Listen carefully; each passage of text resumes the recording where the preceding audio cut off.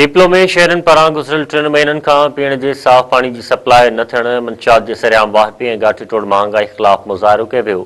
उन मौक़े ते थरपारकर बार जे सदर एडवोकेट क़ीमत राय, शहरी इताद जे अॻवान इमरान बाग़ी, रबिन नोहालू, मौलाना एहसान बजीर, अब्दुलरहमान ओठो ऐं ॿियनि चयो त शहर में पीअण जे साफ़ पाणी जी सप्लाई गुज़िरियल 3 महीननि खां न थियण सबबि रमज़ान शरीफ़ जहिड़े भलारे महीने में जर जो पाणी, खारो पाणी पैसनि एवज़ ख़रीद करे वापराइण ते मजबूर आहियूं। केर बि दाह ॿुधण लाइ तयार न आहे। उन्हनि चयो त शहर में रमज़ान शरीफ़ जे भलारे महीने में बि मंशियात जो आम वाइपो जीअं जो तीअं जारी आहे।